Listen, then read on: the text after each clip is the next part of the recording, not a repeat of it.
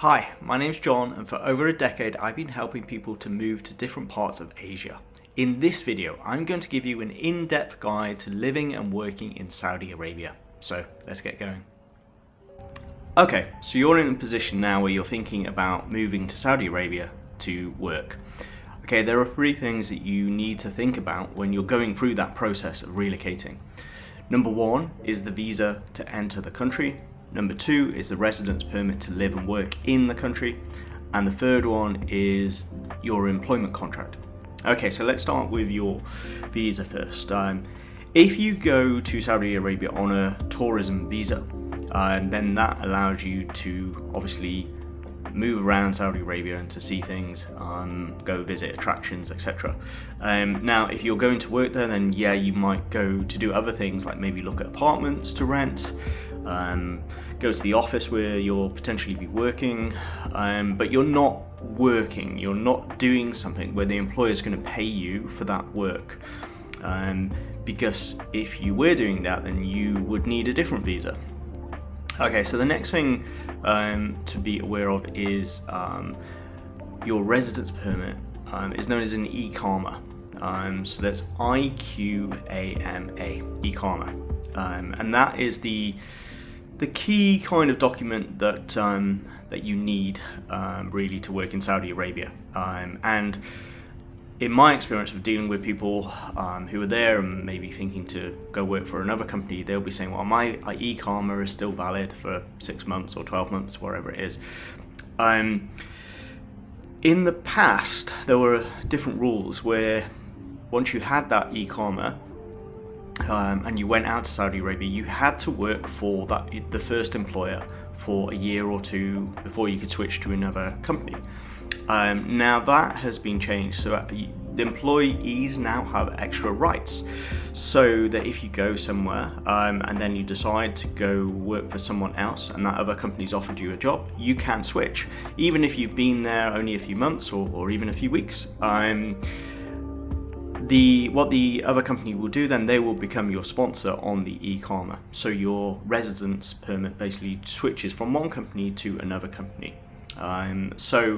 So yeah, when you have the job offer, the company who's employing you in Saudi Arabia will arrange for that Iqama.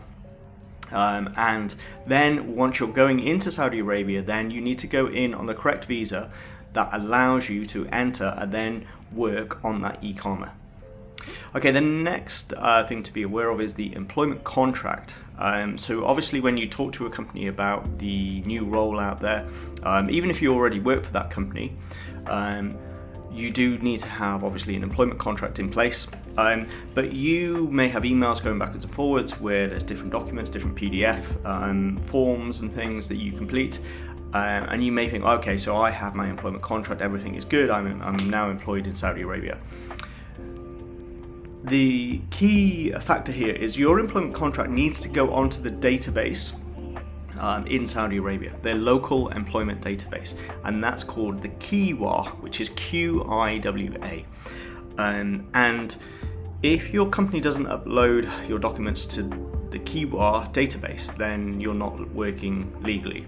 And if you've signed different things, different documents, or you've had different offers, nothing actually is legal in Saudi Arabia until it's on the Qiwa database. So you do need to make sure that your employer puts your contract, the signed contract, onto that database. And that is something that they should be aware of.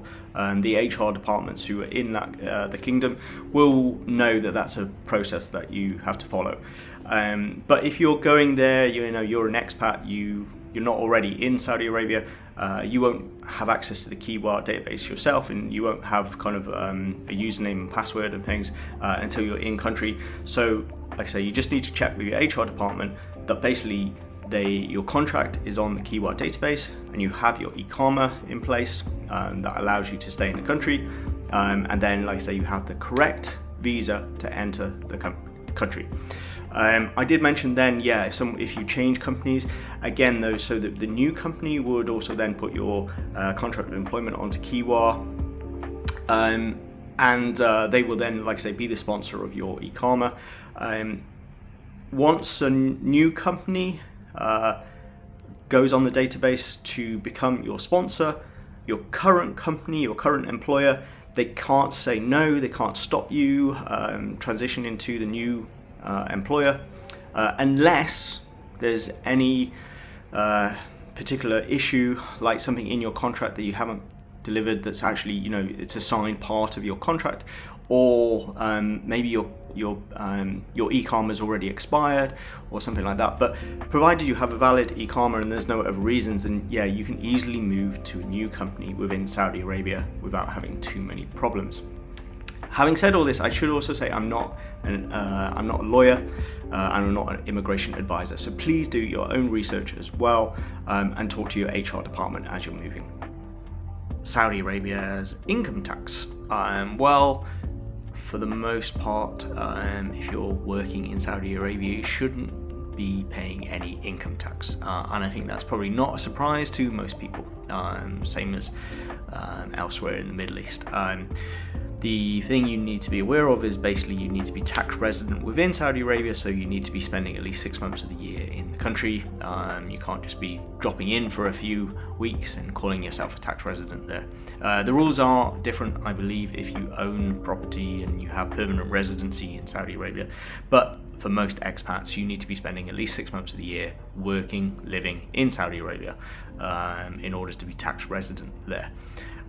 You may also have some other tax obligations if you're from other countries that do double taxation. Again, you just need to check on that. Also as well, if you work in Saudi for a short period but you're not actually employed in the country, you're employed by somewhere overseas but you're going to do work there and you're paid for the work in Saudi Arabia, that might be subject then to withholding taxes for the work that you're paid for in the country. So yeah, but for most people working in Saudi, you should be tax-free, which is pretty good. Okay, let's talk about accommodation. So obviously accommodation varies hugely. Saudi Arabia is a huge country, and it really depends on where you'll be based. If you're based in a big city like Riyadh, Jeddah, Dammam, then you can basically live in a compound, or you can just find an apartment or a villa to live in. Obviously, if you're going to work on, let's say, a construction site in a remote location, then that will usually have a compound provided for the staff working on that project, and in most cases that will be covered by your employer, and you won't have costs with that. But it's not always the case. Even in those remote locations, sometimes a company may give you a housing allowance that you need to go then and find your own accommodation, which again, most of the time you'll rent somewhere in a compound, but you may get an apartment. To explain what a compound is first, sometimes we have those kind of ideas of compound being kind of high security and away from the local population. Certainly in the big cities, a compound is basically just it's just like an apartment complex really, with swimming pools and gyms and different facilities. Yes, there is security, there's a security guard on the gate, but it's not really any different from living in any other apartment complex.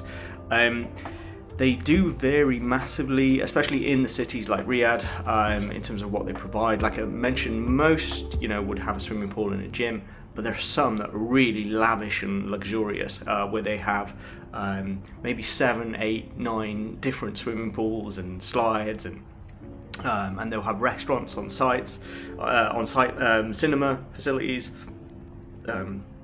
Maybe kind of different shops and different things. Even your dry cleaning, everything done on site there. You never need to leave the compound apart from going to work. So you'll obviously pay for that. Now, generally speaking, again, I'll focus on Riyadh for now because I recently came back from Riyadh and was spending time with different people there as well. So I would say compounds are not cheap. They're not the cheapest option.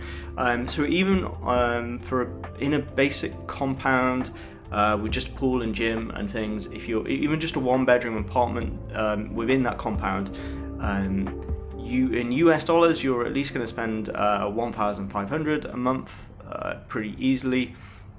And again, if you go up through the different levels and different as to kind of what you want in terms of facilities and stuff, 2-bedroom, I mean maybe 30 to 40,000 USD per year. Again, these are only rough figures.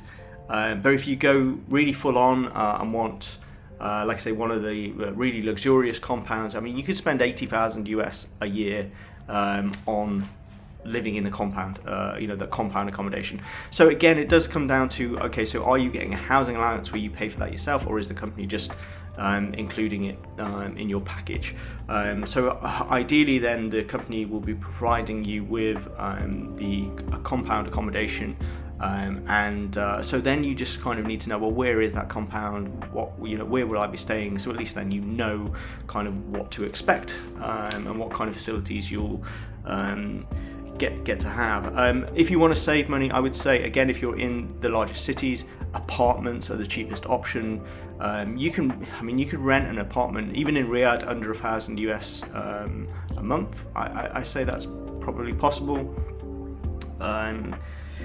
If you were looking even at the luxurious end of a 2-bedroom, 2-bath apartment, maybe you spend 30 to 50,000 US a year. And then you have kind of villas and half villas. Half villa is like a flat where the villa is split into more than one unit. It's not an apartment, but it's you kind of got half of the villa.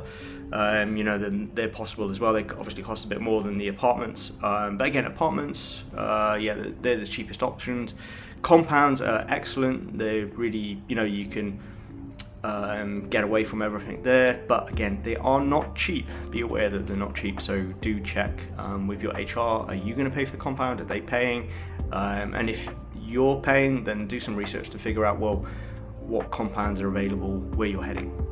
Okay, let's talk about day-to-day cost of living. I would say this is similar in Saudi Arabia as anywhere else in Asia, in my experience. Basically, if you want to buy local products and eat in local restaurants, then cost of living will be cheap. And if you want to buy everything that you would have back home, then it's not going to be so cheap. So in Saudi Arabia, there's different supermarkets. If you're, as an expat, you might be heading to Carrefour or Tamimi. And there's also a couple, Hyper Panda and Lulu. Again, they may not be so familiar, apart from maybe Carrefour you may be familiar with. My experience, I've shopped in Carrefours in a few different countries, and nothing against them. They're really good, well-equipped supermarkets, but they're not cheap. Again, for Western products in Asian locations. So you will spend a bit more than maybe you would back home. If I talk about restaurants, I'll give you some ideas of things that I spent money on whilst I was last in Riyadh. So I went to a restaurant, quite a nice restaurant in the centre of Riyadh, where I had a burger, fries and a Coke Zero, again, very Western, which cost me USD $20. I had a few trips to Costa Coffee, which is a brand from the UK. An espresso cost me $3.50. A peach refresher drink was $5.30 roughly, and also in a little cafe in Riyadh, having a ciabatta sandwich and a tea cost about 10 USD. Going out in the evening time, I went to a bar. Obviously where there's no alcohol, so I had a mojito, which is obviously a virgin mojito, with beef sliders, which cost me about 21 USD.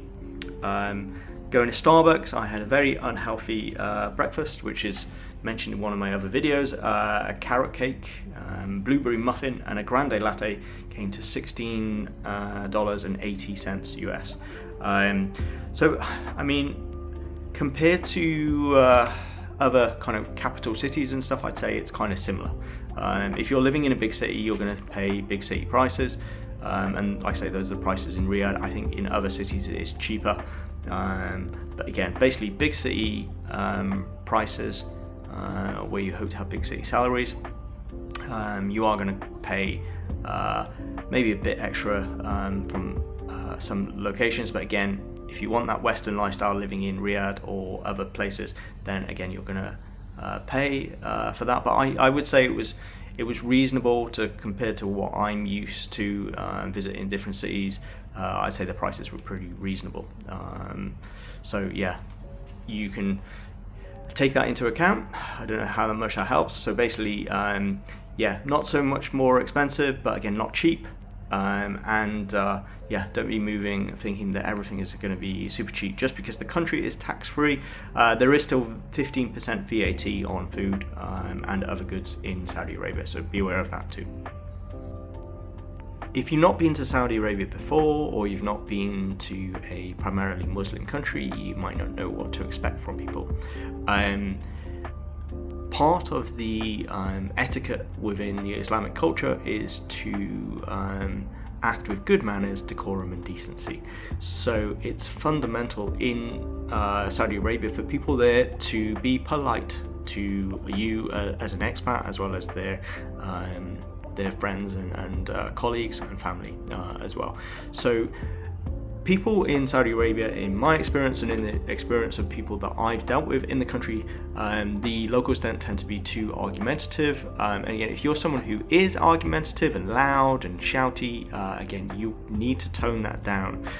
So if you're going to be expressing your opinion on different things, whatever that is, and you are a sort of loud and aggressive person, then again, that's not going to go down so well. I know in the West sometimes we're actually encouraged to sort of argue and get our points across and offer different points of view, but again, not just in Saudi Arabia, generally speaking in Asia, people aren't as argumentative as sometimes as Westerners are.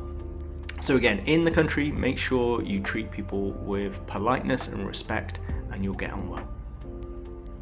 Another issue facing expats when moving somewhere new is thinking about, well, will I fit in? Will I stick out like a sore thumb and be the only expat in town where everyone's going to stare at me and ask me, oh, where are you from? Again, in my experience, when I was in Saudi Arabia, I certainly wasn't the only expat in town, in Riyadh that is. You have to remember that 40% of the population in Saudi Arabia are non-Saudi. So being an expat in Saudi Arabia is not such an unusual thing. And if you're thinking about how am I going to communicate, I don't speak Arabic, I can only communicate in certain languages. Basically, as long as you have English, then you're good. Again, if you're going to restaurants and F&B establishments, then a lot of the people working there will be from other places. Certainly there's a lot of people from the Philippines working in F&B, food and beverage, and the locals themselves can speak English as well. So some of them will speak kind of broken English, but a lot are perfectly fluent in English as well. Some people from Saudi Arabia will have studied overseas and things, but most people that I've encountered in Saudi obviously speak English. There will obviously be some people that don't and only speak Arabic as well.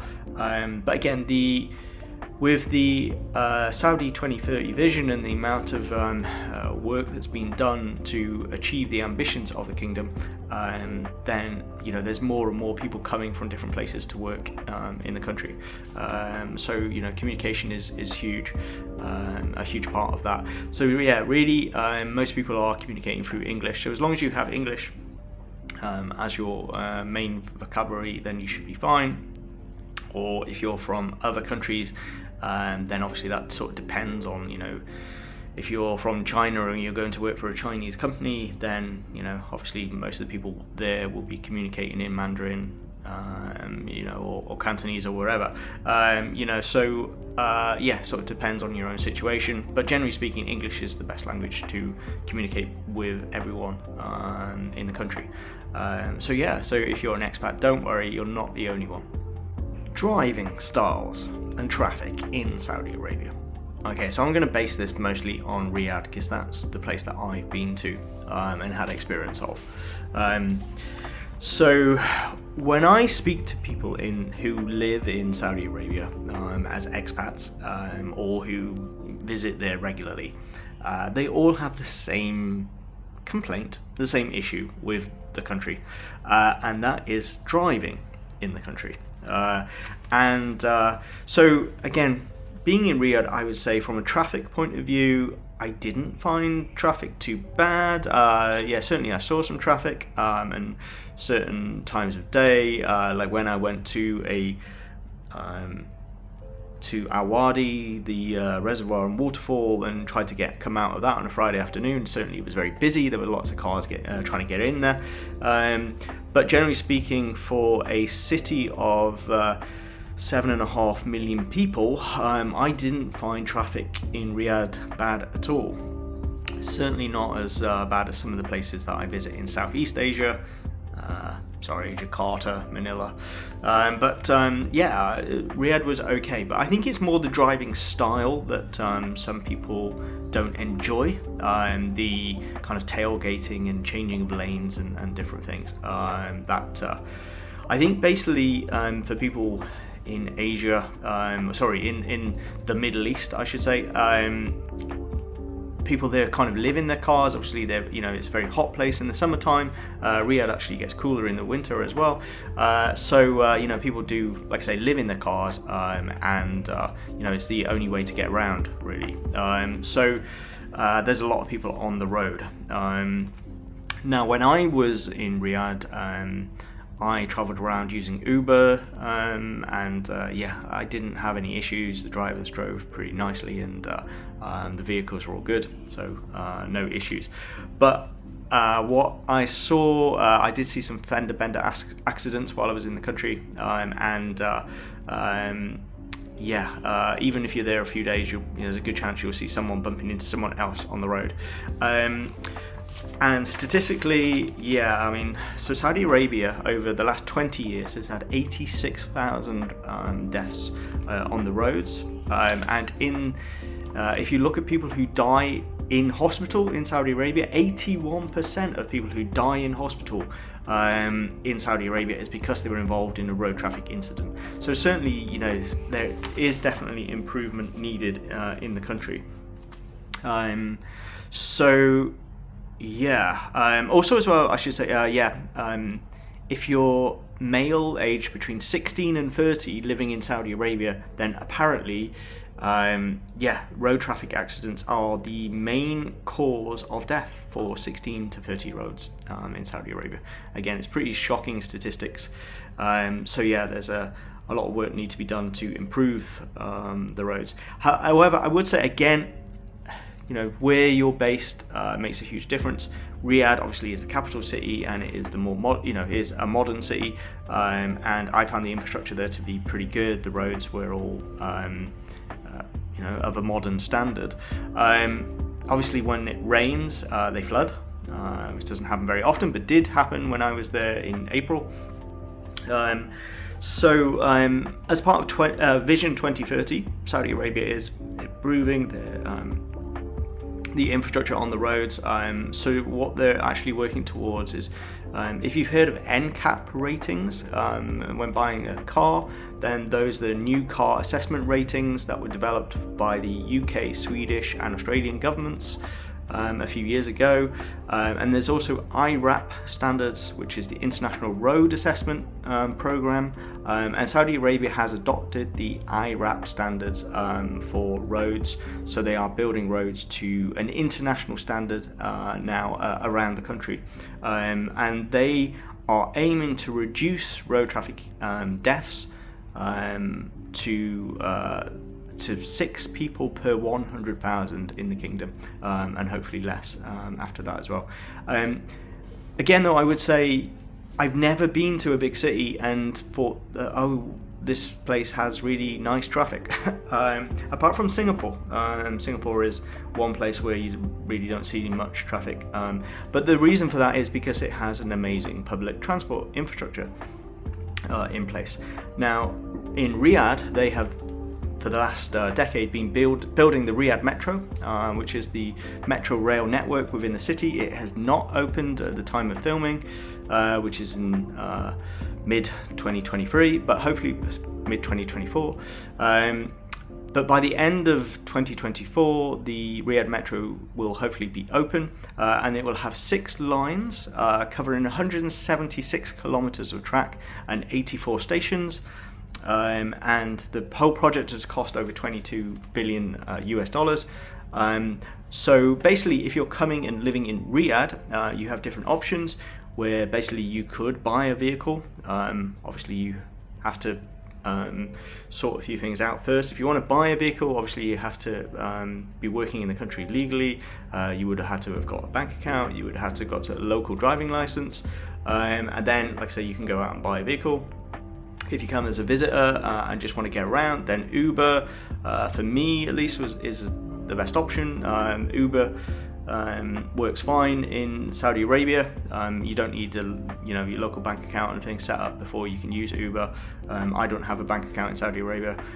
Uber in the kingdom though only does transport. It doesn't do Uber Eats and that kind of stuff. It is only the cars.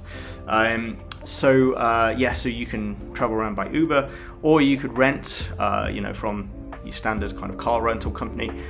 So if you have any problems, if someone bumps into you, then at least then you can go and get another car and sort that out pretty quickly. And then, like I say, the other option then is to take the metro. So it's not open yet, but it will be open by the end of 2024. And most of the places of work where people would be going should be on that network. So, like I say, you have the different options. Traffic and driving standards in Saudi Arabia not ideal. But again, I think if you're in one of the cities, then you can still drive yourself around and you should be okay. Hopefully, the standards will improve over the next few years as well. And if you're in a smaller location, well, again, you have the option then. Driving yourself around or having a driver. Generally speaking, though, bigger cities have more traffic. If you're in a remote location, then you probably won't have so many issues. But it's up to you really. Again, like I say, traffic, it's not ideal, but I wouldn't say it was horrendous. But it probably is the main thing that people complain about when moving to Saudi Arabia. So hopefully it won't put you off. Air connections. Okay, so I went to Riyadh a few weeks ago, and I went from Singapore to Riyadh, and I had to go through Dubai because there are no direct flights between Singapore and Riyadh, and really Singapore to Saudi Arabia. There, I think maybe there's some flights to Jeddah, but there isn't much.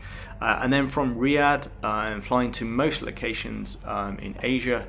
Again, not too many direct flights. I think there's a flight to Manila, again because a lot of people from the Philippines work in Saudi, but there are flights back to the UK direct. But again, the connectivity within Saudi Arabia at the moment, in the middle of 2024, is not very good. The King Khalid Airport, as it is now in Riyadh, is being redeveloped to become the largest airport in the world, which will be known as King Salman Airport. And there's also Jeddah airports going through expansion, and there's new airports being built in the Red Sea for the Red Sea development and the Neom developments, and all these big public investment funded projects that are happening around the country. And also Matarat, which is the Civil Aviation Authority for Saudi Arabia, they have a program to redevelop 26 different airports in the country. But at the moment, like I say, the connectivity is not good, and that is a downside of Saudi Arabia at the moment, where when you compare it to the nearby neighbours of Dubai and Abu Dhabi and Doha, the connectivity of those airport locations is vastly superior to anywhere in Saudi Arabia at the moment.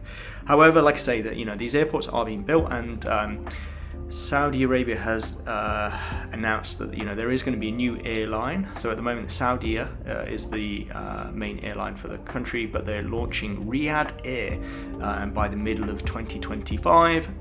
They'll have flights operational And by the end of this decade, by 2030, they should be flying to from Saudi Arabia to 100 different destinations around the world. So, like I say, at the moment in 2024, connectivity is not ideal, but hopefully by the end of this decade, it will be vastly improved. One issue that comes up a lot from people I deal with, or at least the female people that I deal with, is obviously the rights for women in Saudi Arabia, because there is obviously no way of denying that there is a country going through transition in terms of human rights and certainly rights for women. So in 2017, Mohammed bin Salman agreed, certain rights to females in the country. So from 2017, women have been able to drive in the country without having to have a male chaperone. They have access to government services like schools and hospitals that they can go to without having to take the male partner. And also allowed to enter sports games and to watch the football and everything that happens in the country as well. So, like I say, this is still evolving. In 2022, Saudi Arabia had a new women's football team that played its first ever game, like I say, so there are still things happening. The country is still going through a transition in terms of how that works between men and women. In my experience, though, when I was there and I would go for coffees, there's lots of ladies in the coffee places, and again, they're out with their friends, they're chatting in the same way that would be in Western culture. And when I went out in the evening to a bar, where obviously, like I say, there's no alcohol, but I mean there are still kind of bars where I went and watched a football game in an evening, and again, there were men and women mixing there. There were some tables that were all men, some tables that were all women. Again, I found that it was, wasn't so different, and I think that ladies working in Saudi Arabia should get by without too many issues. And again, you may find actually you may be respected for going there and actually contributing as well. So in terms of what women wear in offices and things, certainly there's no rules. There's no again, in 2017 they got rid of the requirement to wear the hijab, which is the headscarf. You don't need to wear a headscarf. Some ladies choose to wear an abaya, which is just like a long dress that basically is, from head to toe, just covers you. But you don't have to. You could wear, trousers and a shirt or anything that you want for to go work in an office. But generally speaking, you should wear something that's kind of fits in with the culture. So again, you don't have to wear a headscarf. You don't have to wear an abaya. Some ladies choose to because they feel comfortable with that. But again, you will also see lots of ladies working, who are in Saudi who are wearing the niqab, which is the full covering, with just, with face covering as well, just, obviously able to see the eyes. And again, but even the ladies who are wearing the niqabs, they're still, they're out having coffees and chatting with their friends, and you see, it's just become, it's very normal in Saudi. But again, if you're an expat female working in Saudi Arabia, there are no specific requirements on anything you need to wear or any way that you need to act, other than just be respectful and just dress the way that you're comfortable. Okay, so this is the end of the video today. Whether you watched the video in its entirety or you dipped in and out of a chapter or two, I really am hugely grateful to you for supporting my channel, and I hope that you found some of the information in here useful. If you're thinking now of that move to Saudi Arabia, I really hope it goes well for you, your family and your career. And as far as my channel goes, so far my videos have been focused on Saudi Arabia, but I will be adding content about other parts of Asia soon, so please stay tuned. And if you could help by liking and subscribing, I'd be massively grateful to you. Thanks very much, all the best.